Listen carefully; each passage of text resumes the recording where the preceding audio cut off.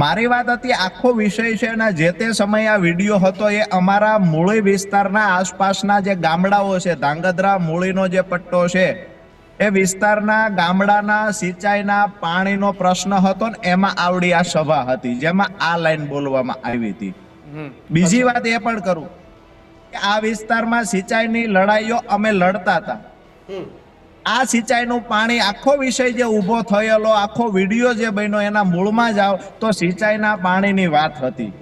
તો સિંચાઈના પાણીનું સોલ્યુશન લાવવા માટે થઈને મતલબ સિંચાઈના પાણીને પહોંચાડવા માટેનો નિર્ણય સરકાર નહીં લે અથવા તો ખેડૂતોના હિતમાં જે ખેડૂતોને આ વિસ્તારમાં સમસ્યા છે એના હિતમાં નિર્ણય નહીં લેવાય તો પછી આવનાર સમયમાં સરકાર સામે લડશું। આ બધી વાતો એ વિડીયોની અંદર કરી છે।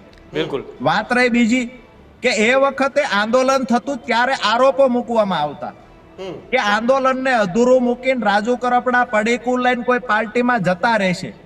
એ વખતે મેં કહેલું છે કે જ્યાં સુધી પરિણામ નહીં મળે ત્યાં સુધી રાજુ કરપડા આમથી આમ ઉગે સુરજદાદા તો પણ ભારતીય જનતા પાર્ટીમાં નહીં જોડાય। હવે એ આંદોલન પણ પૂરું થઈ ગયું। સિંચાઈના પાણીનો પ્રશ્ન હતો એ પ્રશ્ન પણ 50% થી વધારે વિસ્તારમાં તો સિંચાઈનું પાણી પહોંચી ગયું। 30% વિસ્તારમાં હાલ કામગીરી ચાલુ છે। આજે એ ટુકડો કાઢી અને ચોક્કસ પાર્ટીના લોકો રાજુ કરપડા પર જે આરોપો મુકાવી રહ્યા છે, આરોપ મૂકી રહ્યા છે, લોકોને ગેરમાર્ગે દોરવાનું જે ભૂતકાળમાં કામ કરતા એ આજ પણ કરે છે। મુદ્દો એ છે કે આ લાઈન કયા સમયે બોલ્યા હતા, કયો વિષય હતો, કાર્યક્રમ શું હતો।